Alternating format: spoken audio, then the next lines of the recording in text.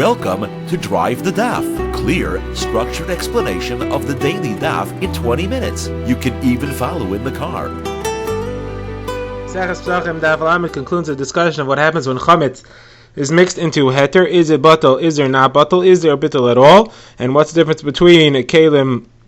What's the difference between on Pesach and after Pesach, or up to a psak? In that length of machlokas. Then the Gemara moves on to how you kasher chametz kalim in order to be able to use them after Pesach. Then we'll discuss a little bit how you kasher kalim in order to be able to use them on Pesach.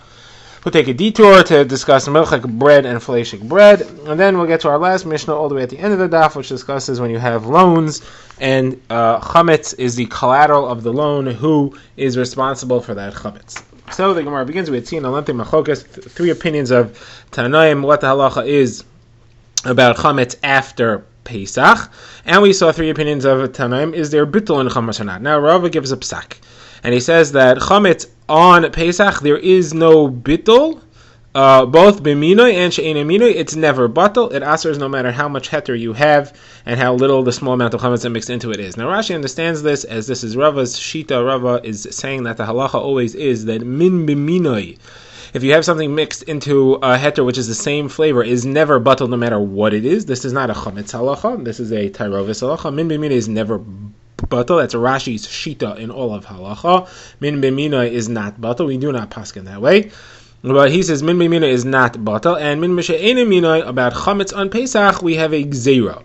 We're afraid if we allow you to be mevatel chametz in something which is ein minoi, which is a different flavor, then you'll end up trying to be mevatel chametz which is minoi, and that's usher and it's kares. That's why we don't allow it as far as chametz is concerned. Even if it's ein minoi, even shishim doesn't help you. There is no bittul. Now, as far as chametz after Pesach, so Rava paskins like Rabbi Shimon that the halacha is there is no isser on chametz after Pesach. It's fine, you're allowed to eat it. The Gemara says, how could you say that? Rava himself understood that Rabbi Shimon was saying there's no isser doiraisa, but there is an isser dorabanan because you kept chametz over Pesach. We knas you, we penalize you, and we make it usher derabanan after Pesach. So how could Rava say that there is no isser over here? So the Gemara explains that penalty only applies when it is chametz be'en, chametz which is not mixed into anything. Here chametz is mixed into heter, and there the penalty does not apply, assuming of course that it's mixed, and mixed here means that it is batel. The only thing that's left is a mashu of chametz. Now the Gemara just brings a proof that Rava actually holds that chametz is usher after Pesach. The Gemara's proof is from the fact that Rava says that after Pesach, Rav Nachman would send people to go buy chametz from a goy. From a goy you're allowed to buy, but from a Jew you're not allowed to use the chametz after Pesach at all. Now the Gemara goes into the discussion of what do you do with kalim after Pesach? A kli, a pot, a plate, which absorbed chametz. What is its halacha after Pesach? So the Gemara brings Rav. Rav says you have to break kli cheres. In earthenware kli you have to break. There is no way to use it after Pesach is over. The chametz that's absorbed in the walls, it's chametz sha'ovar olav Pesach. Rav holds that chametz after Pesach is usher. Rav holds you cannot kasher kli cheres, and Rav holds that even though it's already old flavor, it's already absorbed there many days before, and it's nice and tam liv gam, it gives a bad flavor into whatever food you'll cook in it. Rav says all of those things are problematic, and therefore there's nothing you can do with this. You have to destroy it. The Gemara says, but why? Rav himself says that min be'enoi minoi is not a problem. It's batal. So why don't you use it for enoi minoi? So the Gemara says Rav has a gzeira. He doesn't want us to use it for ein minoi again because we're afraid you're going to end up using it for minoi. If we let you use it for things which are a different flavor, you'll use it for things that are the same flavor and therefore destroy it. Now Shmuel says no problem. You could use it. You could use it for minoi. You could use it for ein minoi. Use it for whatever you want because Shmuel paskins like Rabbi Shimon that chametz after Pesach is not usher. The Gemara brings an incident here. Shmuel told the people who sell pots after Pesach, he said, make sure you price your pots fairly, otherwise they'll go around and tell people that halacha is like Rabbi Shimon and they don't need to buy your new pots, they could use their old pots.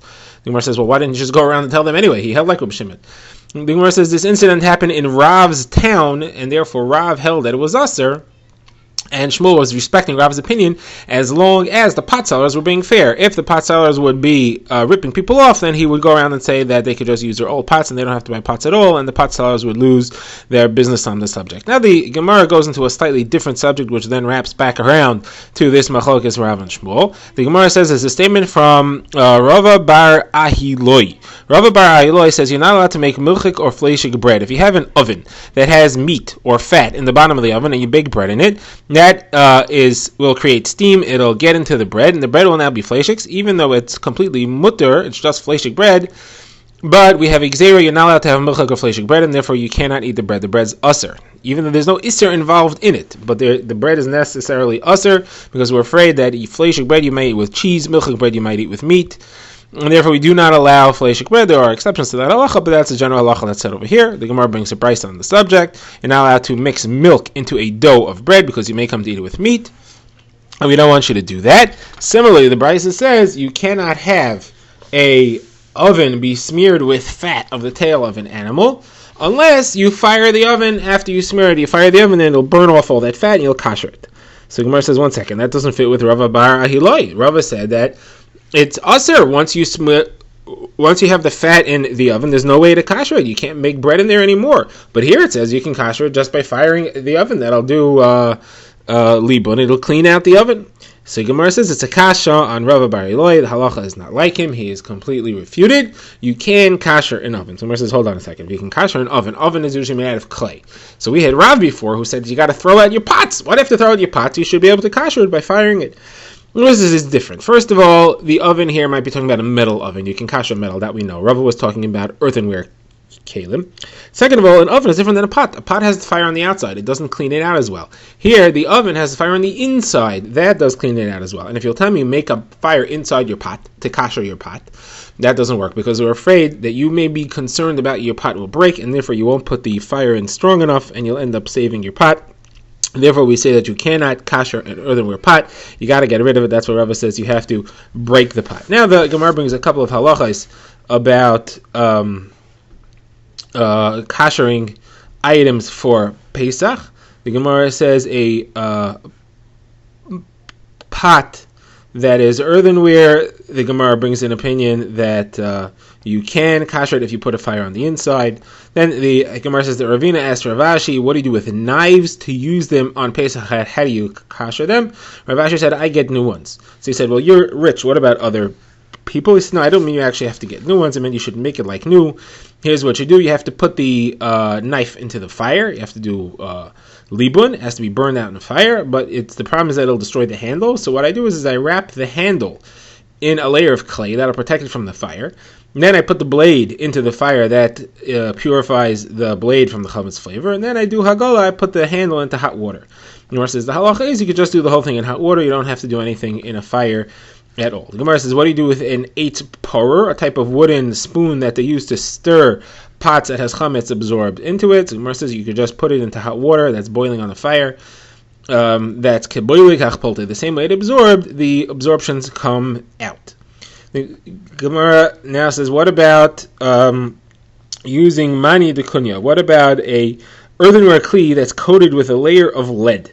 Can you kasher that and use it or not? So the Gemara says there's 3 types of such kalim. The ones that are made from green earth, one made from white earth, and one made from black earth. The green earth is a special type of earth where there was a salt derived from there, and it's very highly absorbent. That you definitely can't kasher. The white earth and the black one, that's what we're asking about. Then the Gemara says if it's cracked and there's a lot of pores you can see, it definitely absorbs, so we certainly know that that's usher. Question is, what about the smooth ones? So the Gemara says that we have testimony that we've seen liquids coming out of these kalim. They do absorb, and once they absorb, we know you can't possibly get everything out. The Torah tells us that in the sugya of kashering the kalim that the Jews kashered from the Midyanim, it says that you cannot get everything out of a kli cheres. It absorbs and it comes out little by little. You can't get everything out all at once, and therefore there's no way to kasher it. Now the Gemara says, how come yayin nesech though, yayin nesech derabanan, how come we said that you could kasher it? Chametz we're saying you can't kasher kli cheres, but yayin nesech we say you could. And if you tell me that one is deraisa and one is derabanan, well, usually derabbanans follow all the deraisa rules. Why is there a difference over here? So the Gemara says the difference is that chametz is often used with hot things, but yayin nesech is cold, and when it's cold, it does not absorb as much. It doesn't get fully absorbed, and therefore we don't have a problem kashering that. Now the Gemara brings a halacha that any kli which you use for chametz cold, so it doesn't absorb, and you're allowed to use it for matzah. You don't have to kasher; you just have to clean it out well. A couple of exceptions are something which you use very sharp and strong chametz, like for example sour dough, which is very heavily fermented, has a lot of yeast in it, that will absorb into the kli, or something which uses a lot of vinegar, or any other kind of heavily fermented material. It's very sour, it's sharp, it also absorbs into the kli. Rav Ashi now adds that a base charoses, something which is used with fermented things, is aser. The Gemara says a basket that they have in mechuzah that holds a lot of bread that also gets heavily fermented, and that's also hard to kasher. The Gemara says, what's a chiddush? It's the same as what we said before. The Gemara says, you may think since there's air holes between the weave and the basket, you should be able to kasher it. It doesn't absorb as much. The Gemara says, no, it's not true. It does absorb. And now we get to our next Mishnah, and the Mishnah discusses the halacha of somebody who lends money to someone else, and there's a loan, and there's a collateral on the loan. Now, the collateral can be used to collect the loan. If the person doesn't pay the loan, then the collateral belongs to the lender. So Gemara says, if the collateral is chametz, who's responsible for it? And the Gemara says, the lender is responsible for the chametz. It's considered his from the time he makes the loan. Rashi explains, referring to a situation where he has possession of it in his house, and if he needs to cash it in, he just cashes it in. He doesn't have to go to court and demand payment or demand to take the collateral. It's automatic. He already has it. Therefore, it's in his control. So, if the lender is a goy and the borrower is a Jew, he doesn't have to worry about it. The goy has ownership of that collateral. If it's the other way around, the Jew lent to the goy and the goy gave him collateral as chametz, then it's considered to be his, and he does have a problem. Okay, now on the topic, the Gemara says, let's say somebody defaults on a loan, and the lender goes and takes away something that he had a lien on. He takes away, let's say, his land or something like that. Is it considered like it became his when he went and collected it, or is it considered like it was his already from the time that the loan was made, and he's just not giving it back in order to collect his loan?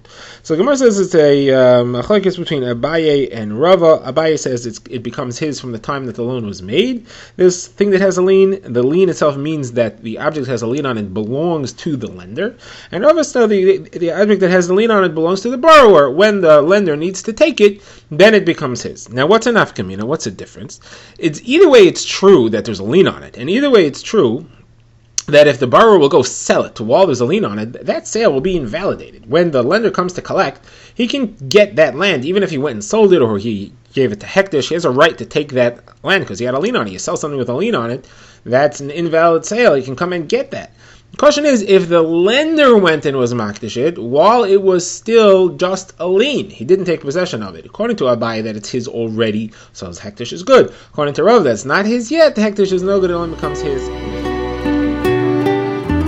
Drive the Daf is a project of the Grand Woodlands Shul and is presented by Rabbi Yitzchak Landa. Find us on YouTube or subscribe to daily emails by emailing drivethedaf@gmail.com.